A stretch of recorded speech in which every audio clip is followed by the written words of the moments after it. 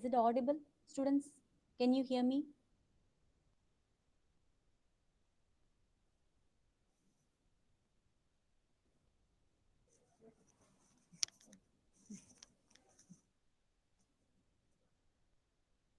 Good morning to one and all. It's my pleasure to welcome you all to this wonderful session organized by our department on behalf of ADC. We have with us Mr. Prakash Raj, editorial board member, Unheard Voice magazine. He is a doctoral research fellow in the Department of Political Science at the University of Hyderabad, India. He has an MBA and PGDRM from Cosmic Business School, New Delhi, an MA in English Literature from Madurai Kamaraj University, and an MA in International Relations from Madras University. His research interests are focused on China's tech policy, China's security policy, China's economic policy, and AI geopolitics. He regularly publishes articles in reputed journals and magazines. We are grateful to have such an eminent personality among us.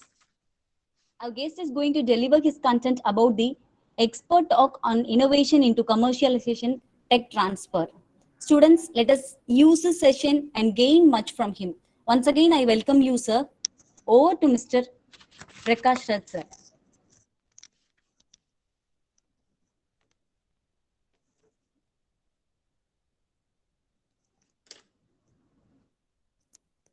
Sir?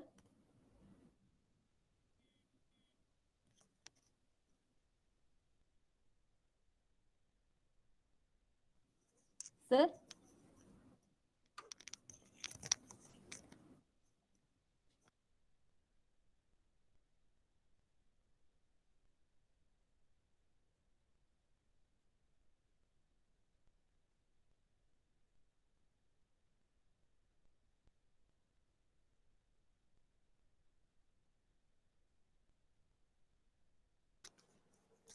Sir? Mr. Prakash Raj, sir?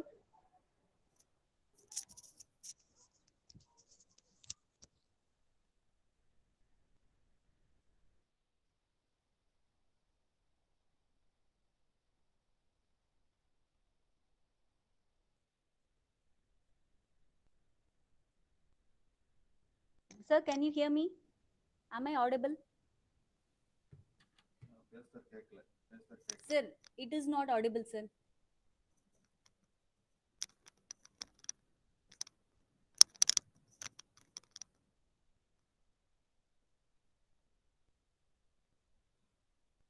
Sir, we are not able to listen to you, sir. It's not audible.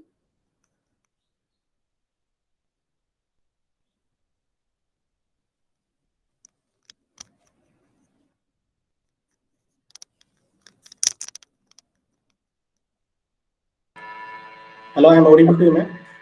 Yes, sir. Yes, sir. Now it is audible, sir. Yeah.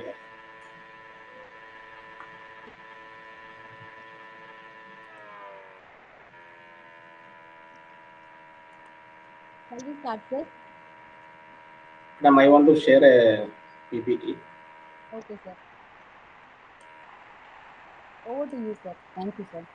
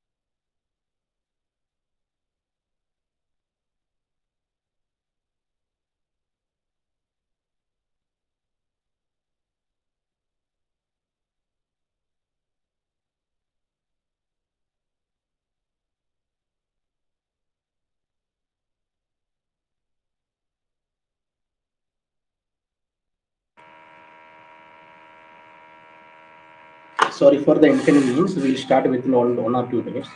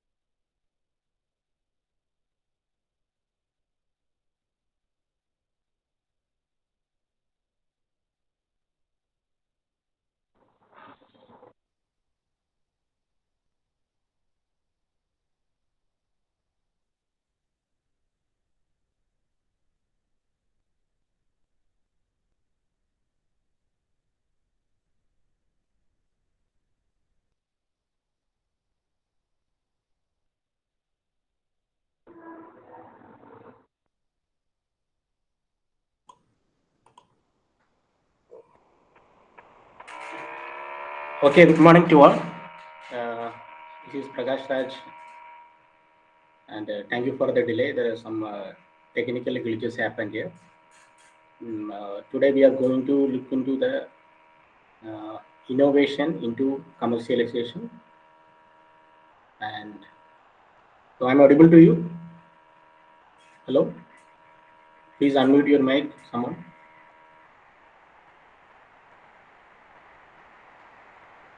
Hello, is I'm audible to you?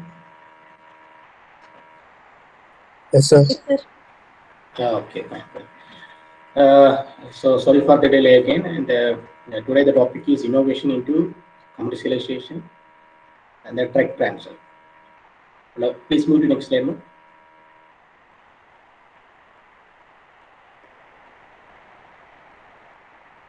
Next slide, please. Yeah.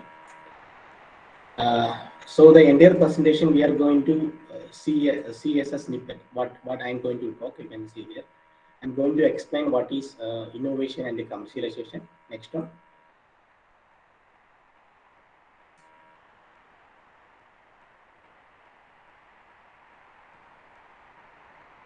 Why the RIM and Kodak failed in the market. This is a small case study. Why when the innovation fails, how they are failing in the market. Next one.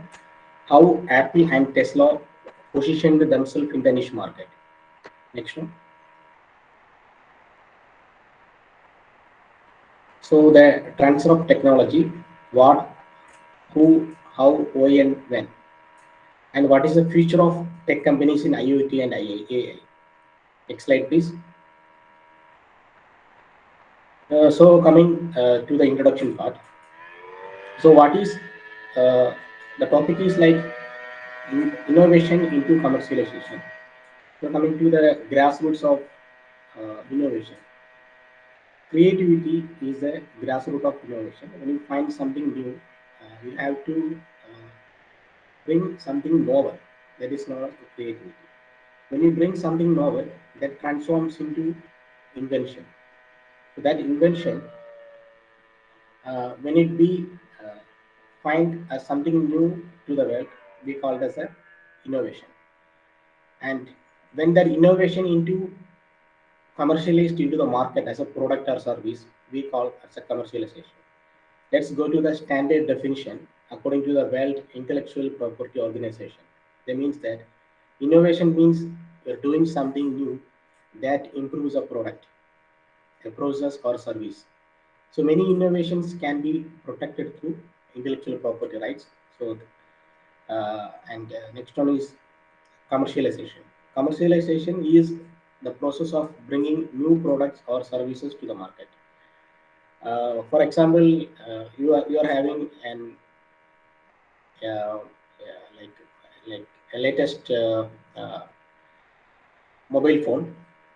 There may be some innovation related to checking your pulse. That is innovation. But when the app is developed, that is known as innovation. Once it is commercialized in the app store and it comes to the market, that is known as commercialization. The point of Peter Drucker is a great management thinker. He told that uh, he stressed more on innovation. He told those organizations which will not do the innovation, they will not survive. Next slide, please. So we are seeing two case studies as a in a pragmatic way. Why these companies failed. So first case study is why the research in motion company failed to innovate and how they failed in the market. So BlackBerry, everyone know the BlackBerry. Before the premium segment of Apple came, BlackBerry is one of the top most leaders in the market.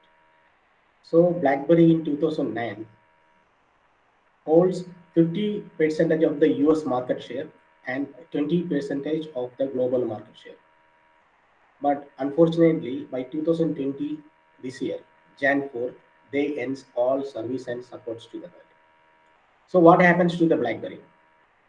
So this is a classic case study when a company fail to innovate in the market. They cannot sustain their service or product, or they cannot sustain themselves. So why BlackBerry failed?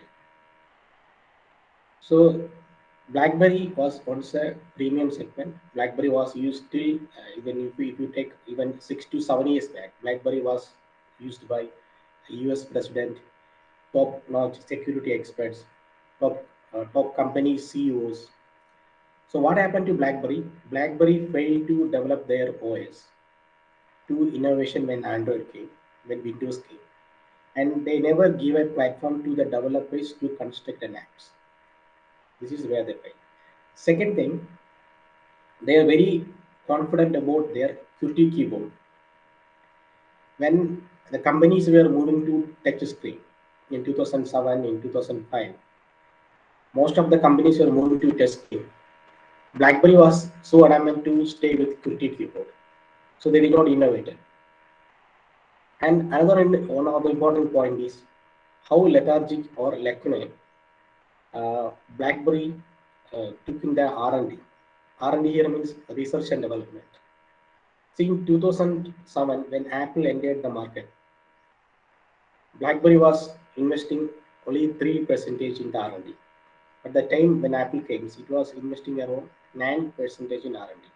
So when your R&D is strong, the innovation is strong. When the innovation is strong, your product or service become very strong. So these are the areas they have failed. Then another one of the important area where BlackBerry failed themselves, despite failing to innovate, their target customers were stagnated to elite. So what I mean here is most of the BlackBerry users, if you see 10 years back, are the company executives, software engineers, businessmen, then top-notch politicians. So they thought that capturing those people can be bring profit to them for long time. Next slide, please.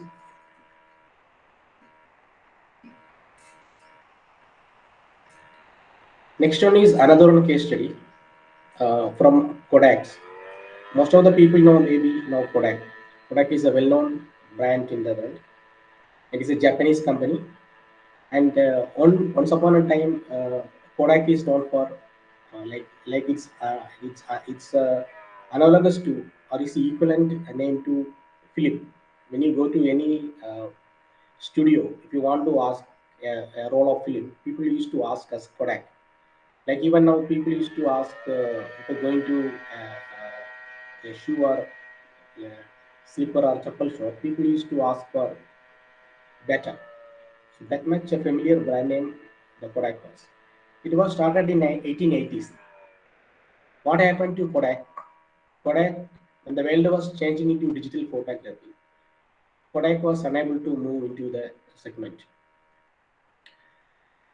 So what the Kodak was did was, see, in 1976, Kodak was having 85% of the global market in camera, and in film, they are having 90% of the market share. So they were so dominant, so they were the leaders in the market. But in 2012, the company is totally bankrupt. Now there is no company known as the Kodak. So what happened here is again the classical example of fail to innovate. Why they fail to innovate? When most of the companies like Fuji, then Sony, like Canon came in the period of 1980s, they are investing heavily in the digital technology. Being a leader in this segment, they fail to invest in the technology and upgrading the technology or innovating it. So during the 1980s and 90s, the period is known as the period of digital revolution.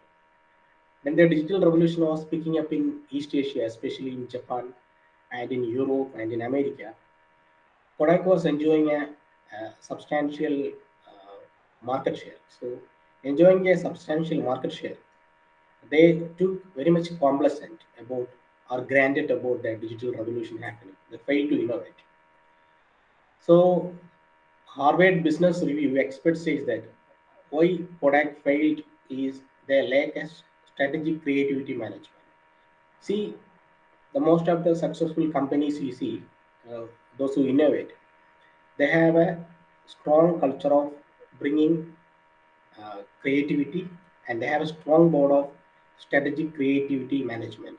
In management, if you see in the 1990s is the period most of the not only the tech companies, even the companies who are experts in industrialization, most of the companies bring a board of strategic thinkers, strategic creativity managers to boost up the company's image, to bring some new ideas.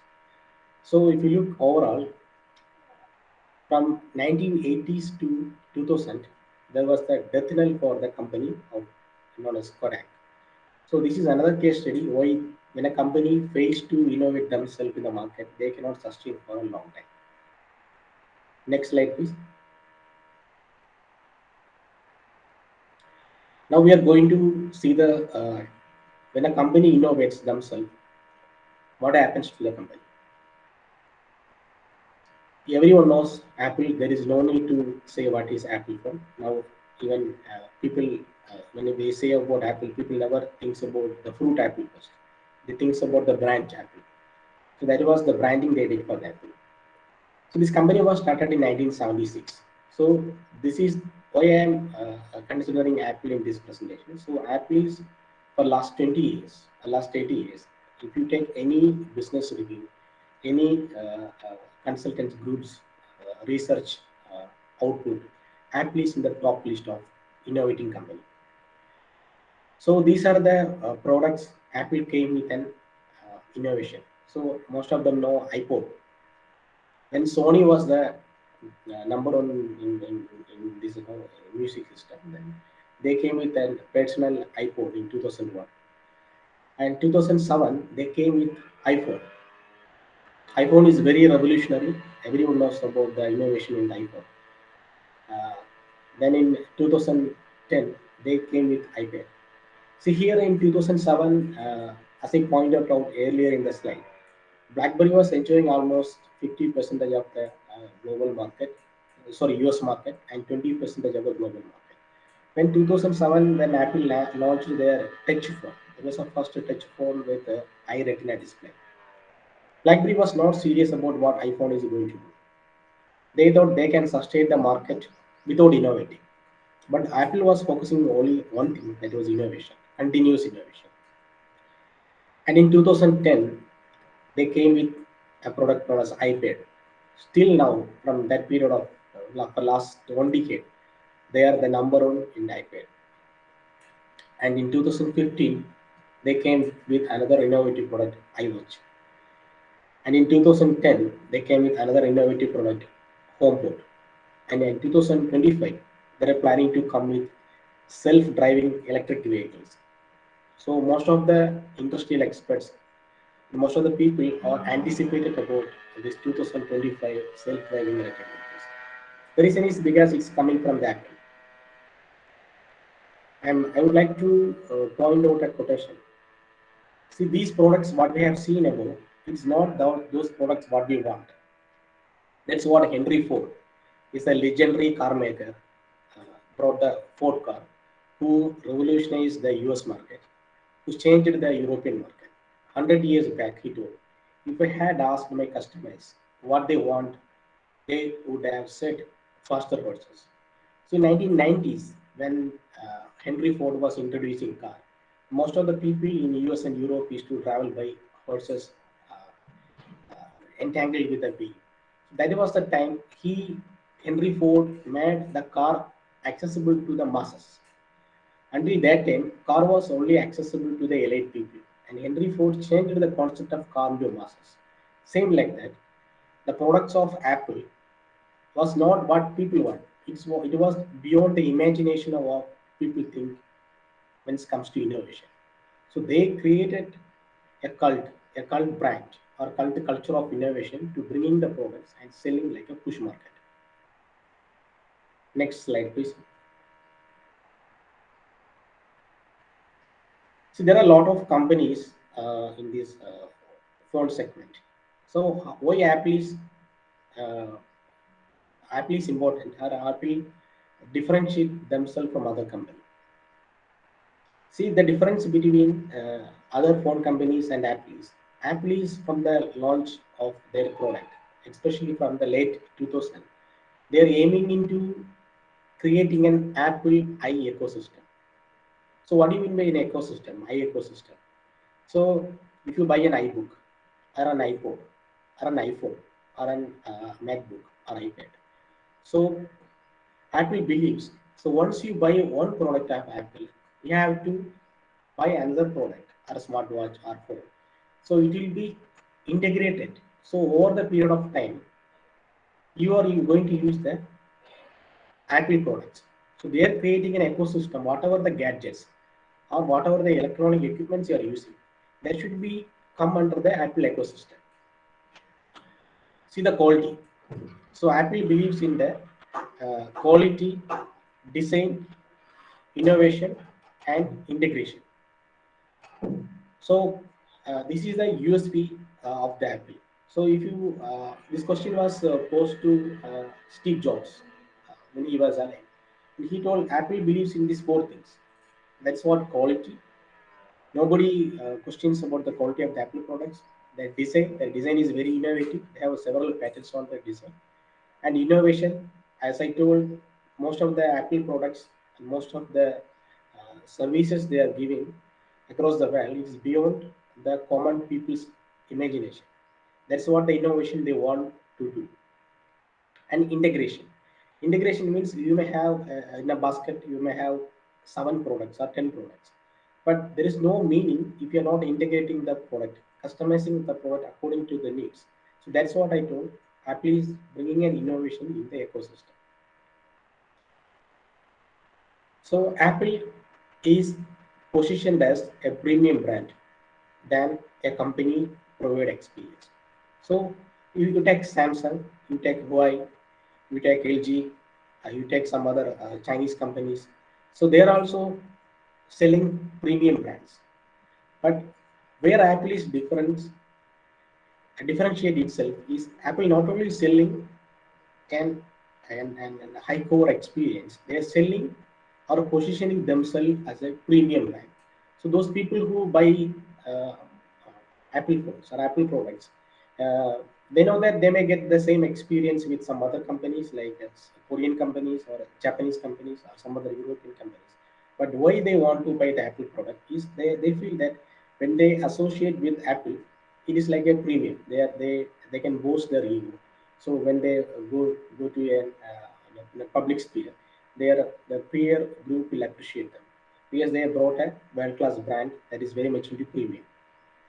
See, in 2002, it was surprise for the most of the companies, and it was the envy of the most of the companies. Apple moved the first company into a three tech company into a 3 trillion market value company. So a 3 trillion market value company means it is more than the GDP of most around 180 or 185 nations, other than US, China. So that is the value of the Apple company.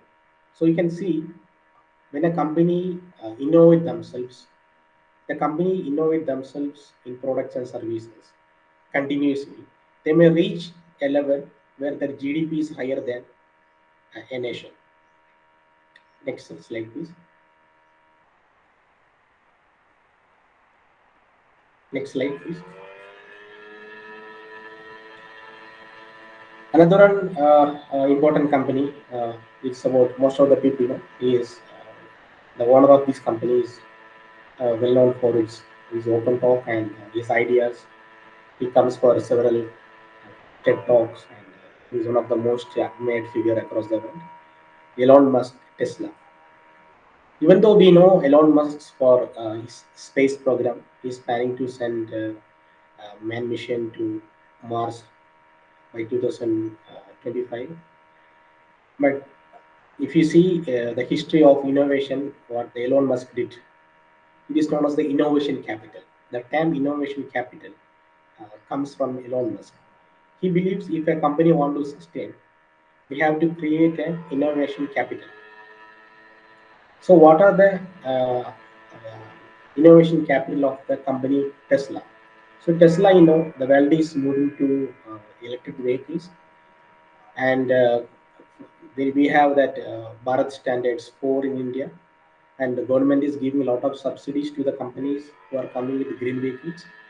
We can now see a change in the Indian market, even in a developing nation like India. We are also planning to go for the green vehicles. So green vehicles means we are moving from hydrocarbons to the battery operated or solar operated vehicles. In US, the market is booming. In China, I was reading an article last. The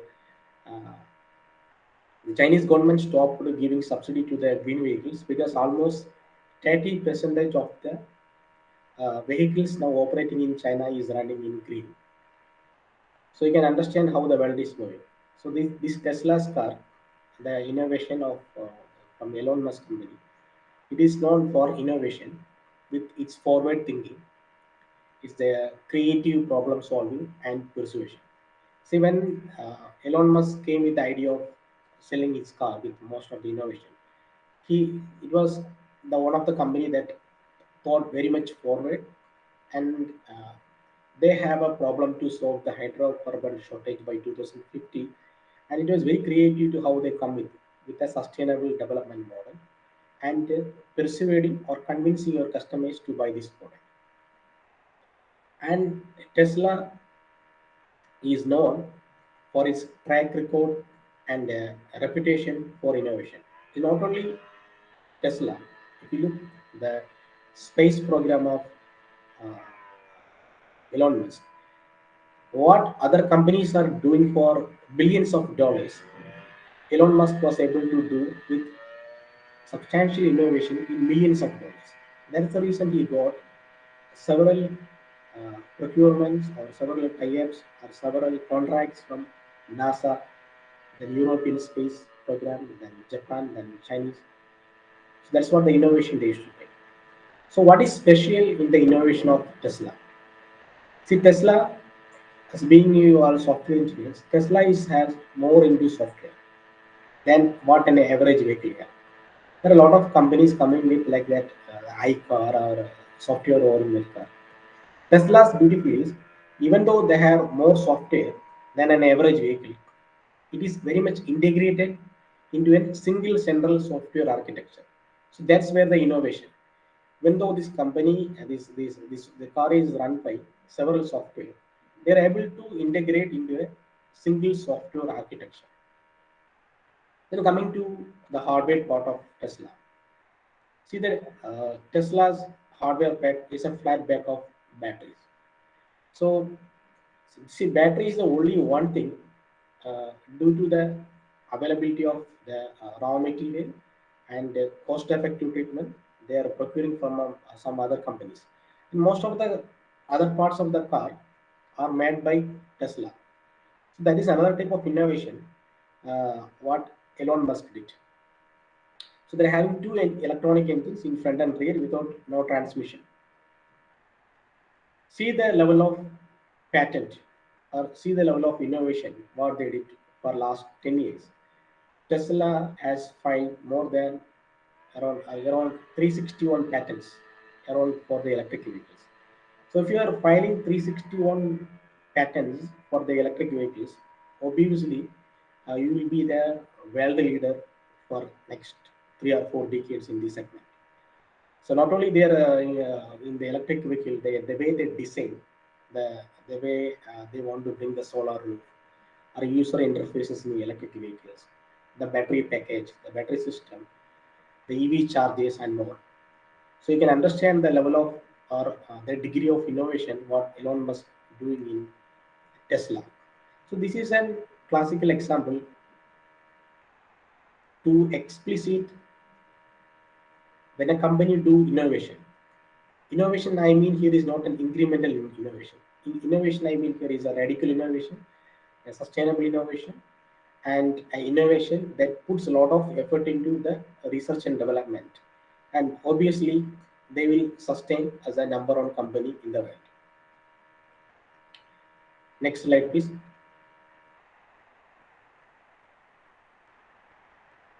Next thing, this is the future. This is a future of technology.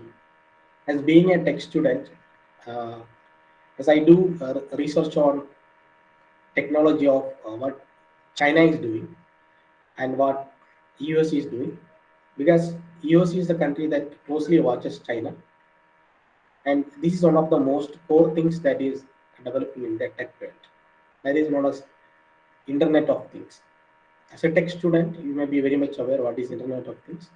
Coming to the definition, it is a dynamic global network infrastructure with a self-configuring capabilities based on standard and interoperable communication protocols where the physical and virtual things have identifies physical attributes, use intelligent interfaces and seamlessly integrated into information. So what is here is the IoT or Internet of Things. It objects to be sensed and remote controllably with an existing infrastructure that will create more opportunities and a direct integration between the physical world and the computer-based systems. For the example of these are the various names, which also M2M, machine to machine, then World Wide Web, and Skynet. Next slide, please.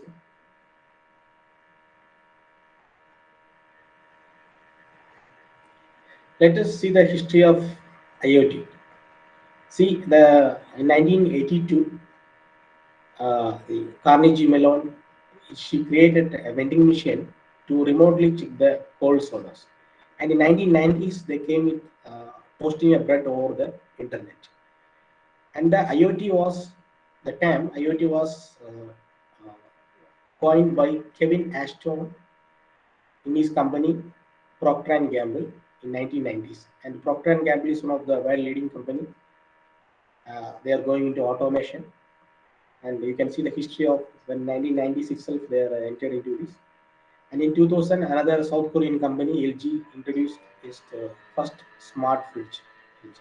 But see the beauty or see the irony, even though LG introduced its first smart fridge in 2000 itself, they are unable to get a substantial market in Europe or US because over the period of time they lost the leadership in the innovation and now they became a laggard. And see the another history of IoT, the first watch introduced in 2004, then in 2007 Apple's smart iPhone, and in 2009 when the Google starts its first self-driven cars, and in 2011 the smart TV is introduced, and now even in a country like India, smart TV is a common thing. There are a lot of Chinese companies are ready to offer smart TVs for even to 3,000 to 5,000. If you go to any saloon shop or any shop, they are having a smart TV. So this is connected to the history of IoT. And the latest one is the Tesla. The what I told, they are coming with an autopilot drive for their cars. So this is the history of IoT, how the technology is driving the economy, a knowledge-based economy, and how the technology is changing how the companies thinks over the period of time. You see, for the last 4 decades, and these companies were moving to leaps and bounds. Next slide, please. Let us see the application of IoT. If you see the BCG study, there are a lot of scope for application of IoT in the upcoming year because most of the countries are switching into 5G, and these are the uh, few application I would like to suggest or I would like to mention here. Healthcare. Healthcare, if you go to any top hospitals, they have biosensors and they used to give wearable devices. If you go to hospitals like uh, Apollo, they have that. You go to any department, they have biosensors to their patients, so a doctor can monitor from his cabin what is happening with his pulse and what is happening with uh, his iris, what is happening with his breath. So next one is agriculture. So India is also like especially states like Rajasthan and Gujarat is visiting Israel and taking the technology from there. Israel is the world leader in crop monitoring and soil and water management. Next one is smart homes. So a lot of companies, we can see the advertisement now. A lot of companies are coming even in India, and because we have a large diaspora of population who stays in Arabian countries, who works in European countries, Australia. So for them, it's a boom. Like suppose if you're staying in Wellington, New Zealand, or if suppose you're staying in Tokyo, or suppose you're staying in Cape Town in South Africa, or New York in US. Sitting in New York, you can control how your home should be, the lighting, when you should pump the water, when you should be switch off. So this is one of the high level of automation what Internet of Things can do. The next one is education.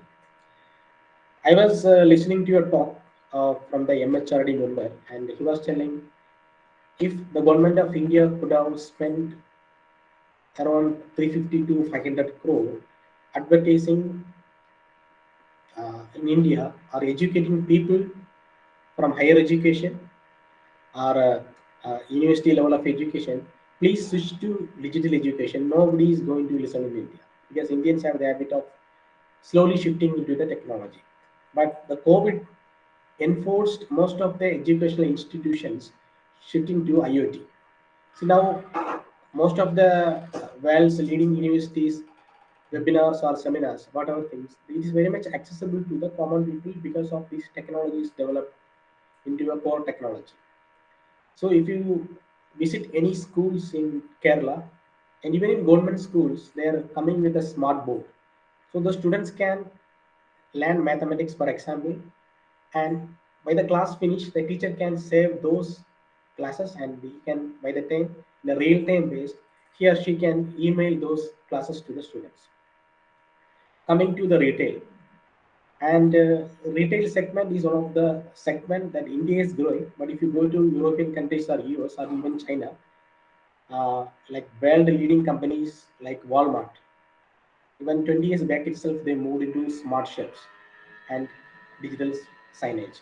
What is smart shelf means? Suppose if you are visiting a shop in some part of Europe, and what happens is there, they uh, clearly monitor the stock and the credit debit, which product is moving fastly. At the end of the day, they used to give a ERP type of package to this company. It is monitored by its owner or a manager from any part of the world.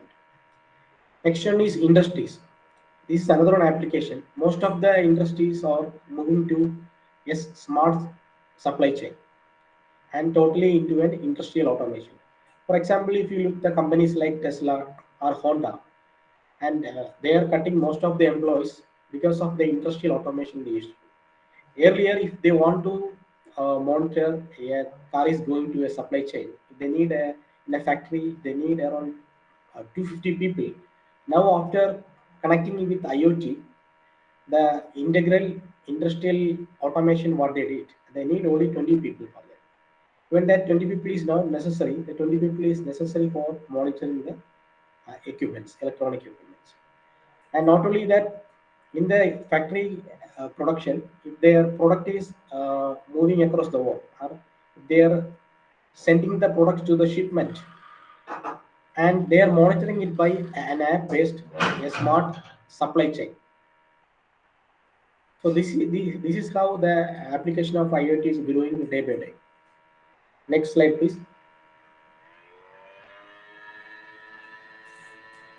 So let us see what are the emerging domains in this field IoT.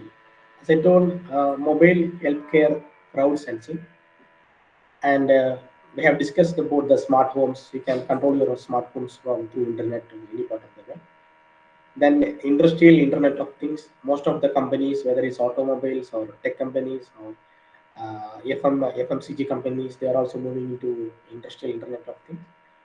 And obviously, automotive the companies, most of the companies, like it's Italian companies like Ferrari, or Japanese companies like Honda or uh, Mitsubishi, they already moved it to automotive, IoT, and smart cities. Smart cities is like smart cities is a concept that is not evolved in India, even though that UPA NDA government, sorry, the NDA government want to bring this concept of smart cities. But if you go to Scandinavian countries, especially Denmark, Finland, and Norway, there you can see the smart cities. Everything is automated from street light to drainage, or then the traffic lighting systems and the water. Everything is automated and it is controlled. So it is very efficient in managing the economy. It is very helpful. And this is one of the most emerging domains. And the young tech people like you can find some innovation on these areas. So it will be very helpful for the developing countries in South Asia like India. So government will be funding if you are coming with a entrepreneurship program like this, giving smart solutions to the smart cities, and to then it will be very beneficial using the technology. Your project will get more funding, and these are the emerging domains. And I already discussed about the smart culture. Israel is the well leading country in that area. Then smart retail, Like IKEA, they are also the Swedish company. They're also known for its leadership in this domain. And smart energy, and most of the companies are now shifting into renewable energy, whether it's solar or water or whatever things. And they also totally controlled by IoT. And these are the domains you have to see. Next slide, please. So these are the companies in their business model is very successful and have to be looked as per the Harvard Business Review. See, health Fitbit. Now, most of the people, if you look, most of the people are going from the traditional watches to uh, then the devices they are wearing on their hands, or it's like a fitness-oriented device. So now it is more into connected to IoT. Uh, so those fitness device will track your fitness and results. So this is one of the companies, as I told already, smartwatch. Even the iPhone smartwatch, they are planning to come with not a incremental innovation. They are planning to come with a substantial radical innovation to even monitor your sugar level, your BP level, or your heartbeat level, and they can give to your family doctor when your health is not feeling good. So the company like Health Fitbit is one of the leaders in this company. Have a lot of patents. And see the interesting thing is that Fitbit will provide a social proof on online platform without fabrication. So your peer group can see how much workout you are doing, how much healthy you are. And next one is Amazon Alexa. There is no need to say about that. We have seen enough advertisement in YouTube or any other internet platform. So it is very much automated to customize to making life simple. And you can there are a lot of mini videos you can see about Alexa how these things are changing in the world. Through your voice recognition they can you can make anything. If you want to uh, open a tap in your home, or if you order a pizza, or if you request for Uber, or if you want to light a home, everything you can do through Alexa. And why Alexa is doing, if you look in some of the states in US like Arizona or California, even Amazon's Alexa, you can it's very much well connected with the Amazon stores there. And through the drone technology, if you want to buy a basket of vegetables, or if you want to buy some other products in a day, you just give through the voice controlled Alexa technology. Within a stipulated time, it is delivering to your home through the drone technology. So this is the future of the business in IoT. Next slide, please. So another three companies also I would like to mention here is Alert Media. This is another company. Uh, they provides mass alert software communication. It is totally integrated with cloud-based, and you know that cloud is another feature of those people who are studying tech. How know most of the companies are going to cloud-based computing and cloud-based platforms. Another one company that is informed by BCG or Boston Consultant Group to look at these super pedestrian companies. It is developing human-powered mobilities, especially in the robotics and the human technology. The next one is Samsara. So this company is also giving a data solutions through IoT. Next slide, please. So now I am coming to another technology domain, that is artificial intelligence. So here I would like to mention artificial intelligence, what is happening in China, the leap of a dragon. So in international relations, we used to call Chinese as a dragon, because dragon is an association or a analogy we used to give to Chinese because of their cultural, cultural and their historical contact with the mythology of dragon. So most of the people know very less about China. If you look the even though we are naive, we know very less about China, and the Himalayas divide us. And I am working into this domain since 5 years, and I have some. I'm working on a paper also in this area. So let us start with this is one of the general Suzu. In Chinese, we call him a Suzu, and like we have a Tirukural Like this is one of the classical book in China. If you go to any Chinese citizen, if you ask his book, Suzu's The Art of War, it is very famous in China. In that book, he mentioned a quote: "Pretend to be weak, that he may grow arrogant, and attack him where he is unprepared, appear where you are not expected." So now you can understand. Please revisit the quote again. Pretend to be weak, that your enemy may grow arrogant. Attack him when he is unprepared, and appear where you are not expected. So you can understand the cultural thinking. And Chinese is one of the countries in the world, they have a strategic culture of their own thinking. Whether they do business, whether their military function, whether the politics, everything is planned according to a strategic culture. And this strategic culture is not happened in a century. It has happened, it's a part and parcel of their culture for the last 2,500 years.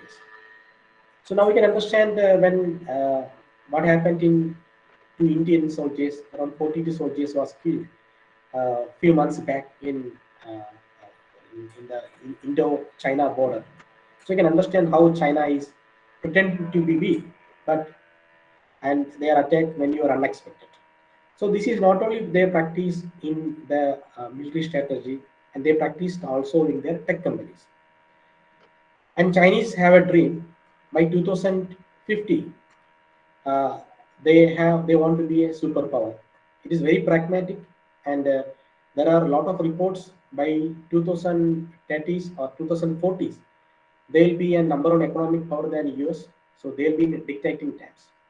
So they understood, if you want to be a superpower, and if you want to sustain in the superpower for a long time, like how America was a superpower for last 50 years. So Chinese is aiming for, once they get into the status of superpower, they want to sustain it for a long time. For sustaining it, they want to make everything made in China. And if you look the GDP of China, 54 percentage of the GDP comes from the manufacturing segment. See the beauty. Once a country is having a 50 percentage or more than 50 percentage of its GDP is coming from its own manufacturing sector, means it will have a very strong economy. It has a very strong backbone. It can be going for a long time. Compared to India, India is too much dependent on service sector. That is the reason the current government is planning to come with a policy known as Made in India. So, but Chinese are far ahead in Made in India 2025, and they already made in China program is reached out. See the companies, whatever brands what we are using now, most of them are from the Chinese companies, and these Chinese companies are very much critical in developing key sectors that can be controlled by the world market. China is thinking to make artificial intelligence to the premier center by 2030. And in 2013, they unveiled a digital Silk Road. It is a part of BRI. BRI is known as Belt and Road Initiative. If you check in Google, you can find n number of articles regarding this Chinese strategy or a Chinese mammoth project, Belt and Road Initiative. Otherwise, it can be called as One Belt, One Road. There are two types of roads based on this. One is land-based Belt and Road Initiative. Another one is sea route, that is known as the Maritime Silk Route. And in the part of that, they are also coming with a digital Silk Road.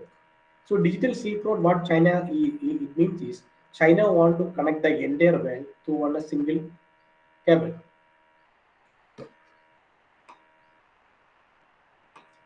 So I'm audible to you.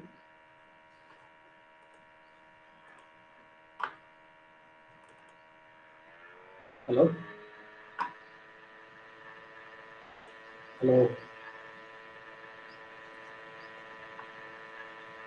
Okay, let's continue. Then Chinese-based another one company is known as Shenzhen-based company. You may know that a few months back there was an program, or there was an allegation, a company known as Shenzhen. Shenzhen is a data information company, and That company snooped most of the world nations influential people, starting from politicians to business people to sports person. And even it snooped some of the cabinet secretaries of cabinet ministers of India, Australia, then Germany, Italy, then US. And this company is based in Shenzhen. It is an IT corridor of China. And this company used a technology known as artificial intelligence to snoop the data of these companies, these people. And China is one of the countries that is tremendously building a techno surveillance state.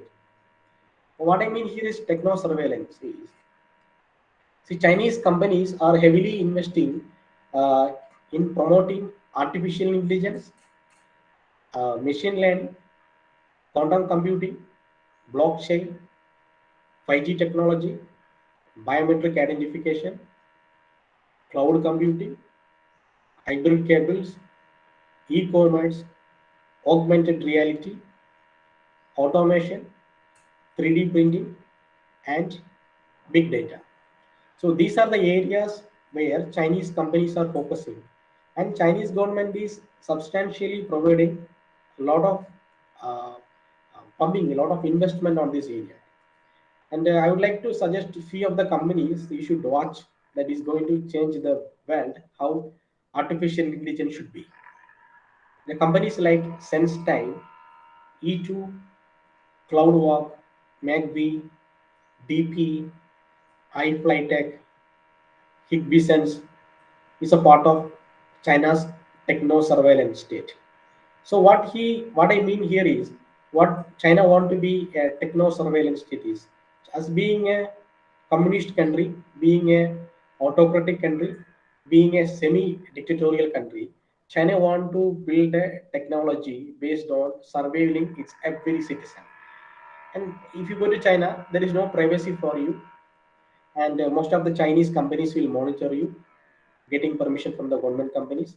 So they say it's a digital control. So China invested very heavily in this area, artificial intelligence. So if you go to China, suppose if you are going to Shanghai, and from Shanghai you are going to Beijing, and from Beijing you are going to Guangzhou. So the moment you enter the airport in China, Chinese companies will, within a few days, they will comprehend or decode what is your food habits, what is your shopping pattern, what is your present travel records, what is your previous travel records, what type of financial transactions you used to do, what type of reading habits you have, and they will give a comprehensive report or a real-time based report to the Chinese government, respective provincial government or central governments, and predict your move, what is going to happen next. So what you are going to do next, or else, or how you are going to behave next, it is very much or very well predicted in China through artificial intelligence with the help of their techno capacity.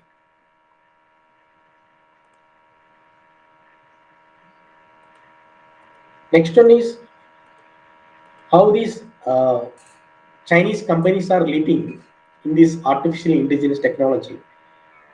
See, according to the Boston Consulting Group study, it reveals that 85% of the Chinese companies are investing or adopting artificial intelligence a way ahead of other countries. So this BCG is one of the most admired or most relevant study groups. So they have data of a lot of companies. So imagine 85% of the Chinese companies are way ahead of artificial intelligence. And the Huawei company, it is the world largest smartphone manufacturer.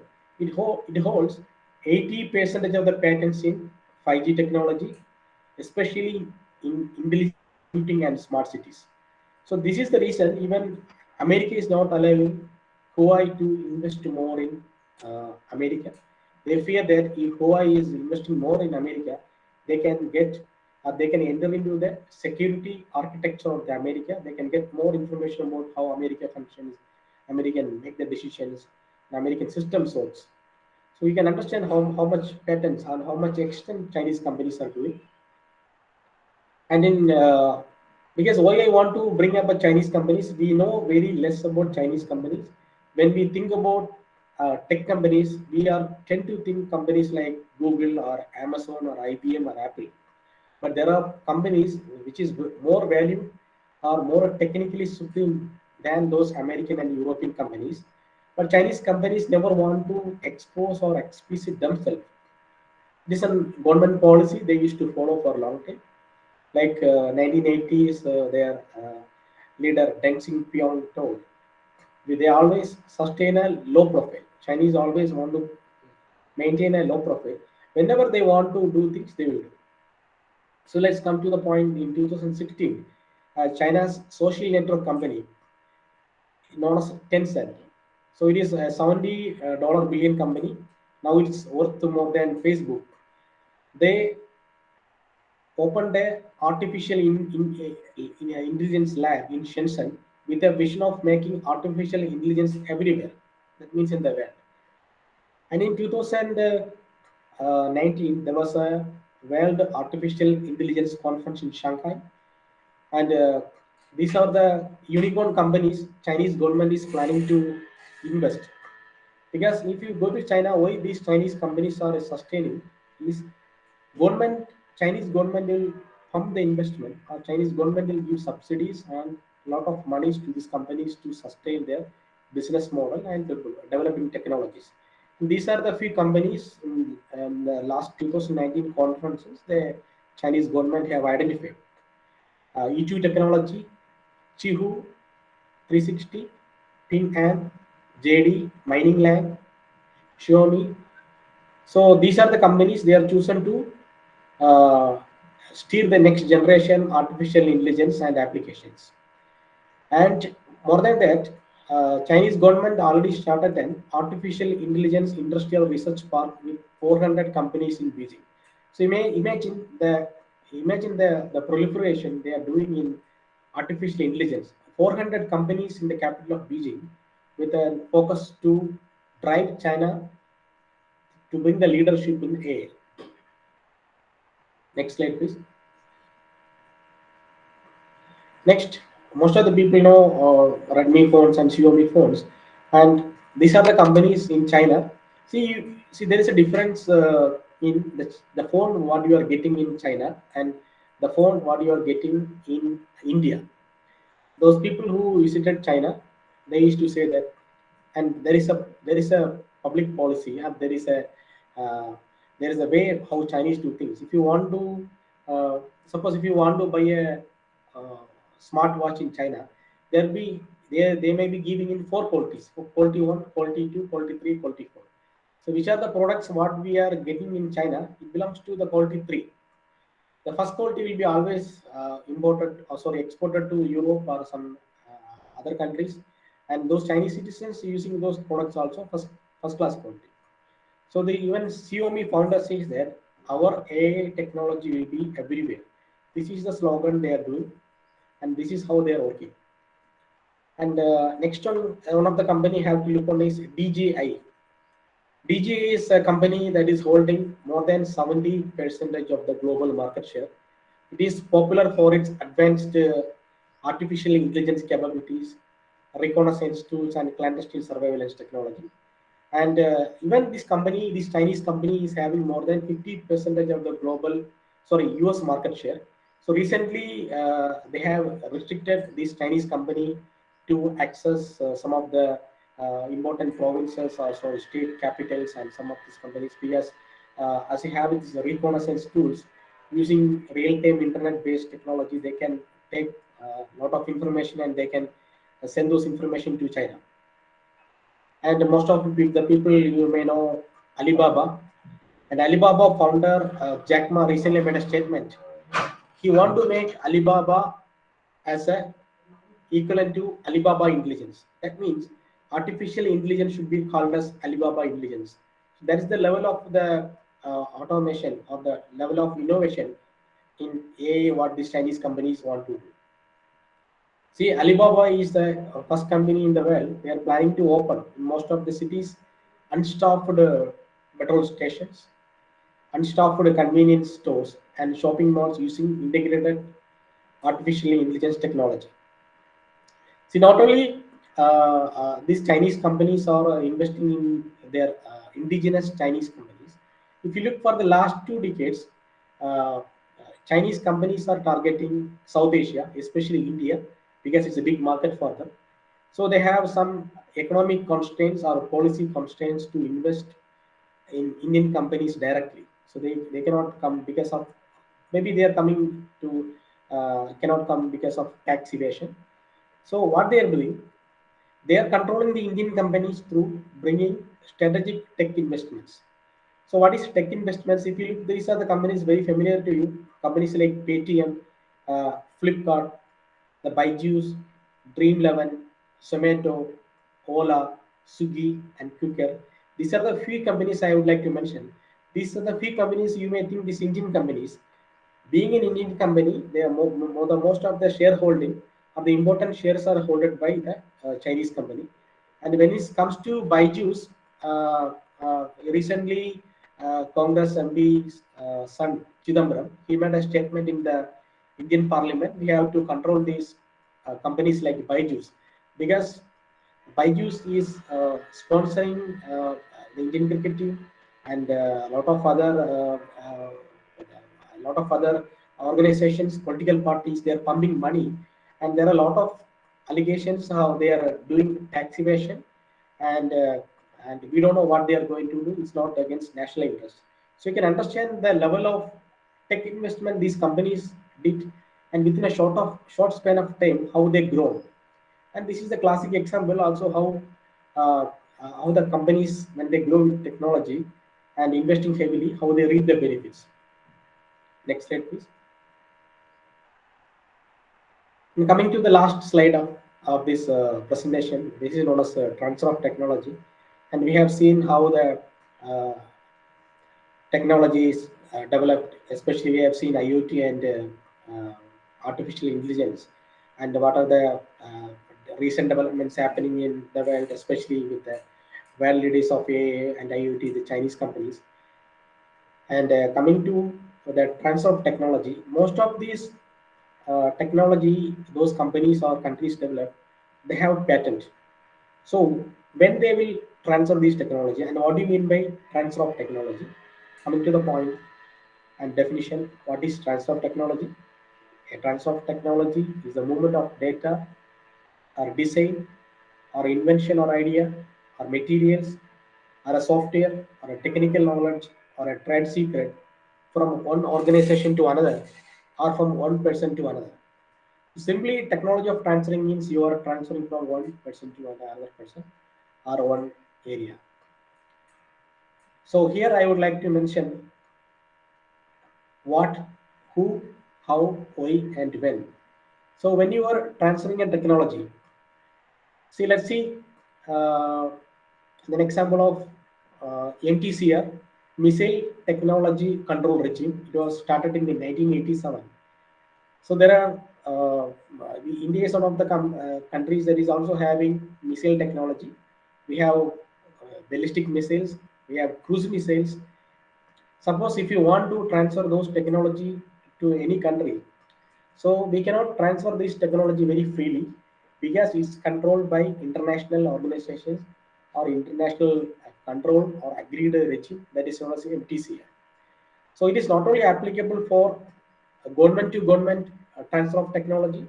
It is not only applicable for business to business transfer of technology, or university to university, or defense to defense. So when you transfer the transfer of technology, you have to know what type of transfer of technology you are transferring, whom you want to transfer, and how you want to transfer, or how many years that it be stayed as a patent or what. And another important question is why you want to transfer and when you want to transfer. These are the core questions we used to ask before transferring a technology in any part of the industry.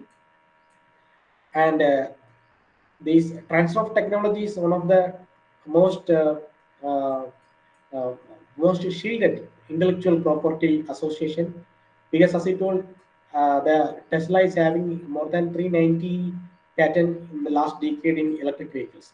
So if Tesla want to transfer its technology to another company, so it will be patented for next 20 years. Usually with the patent, will be it comes under the WIPO. They will be shielding it for 20 years. So most of the these tech companies or the government, they will not share those technologies to you. But if you are transferring, they will transfer only through the intellectual property rights.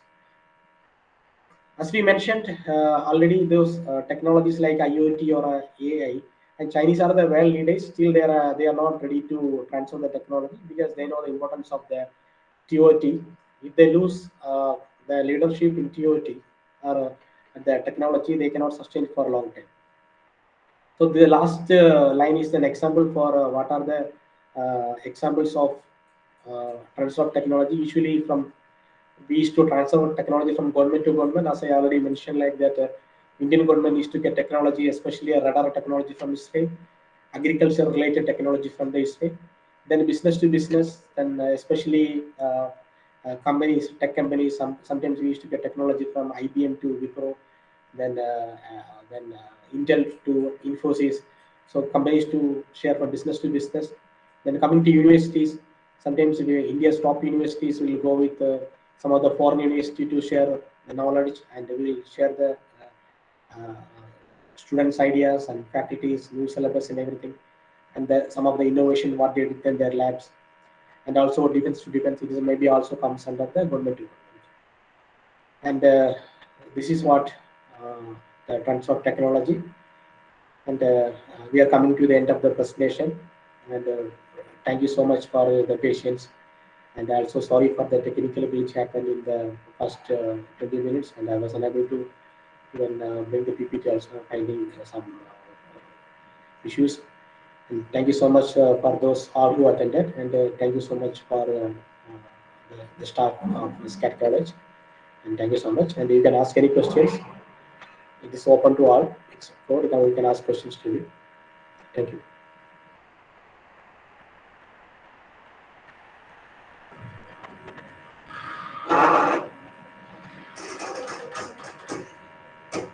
Thank you, sir. Thank you for your valuable speech to our budding innovators.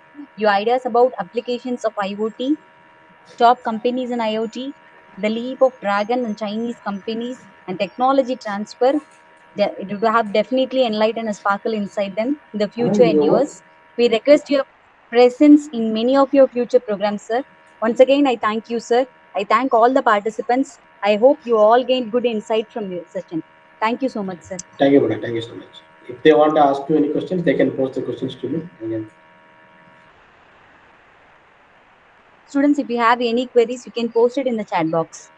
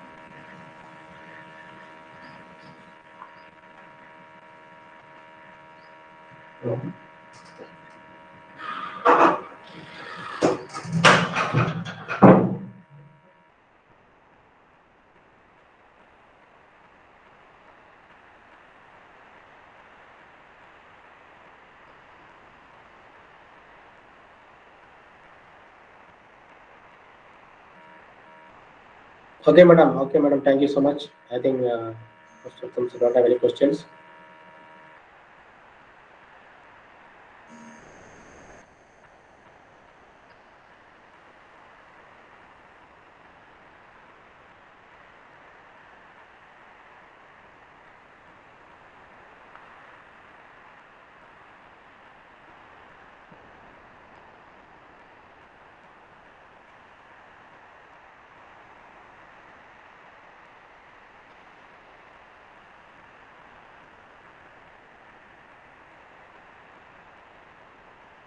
Thank you all. Thank you so much.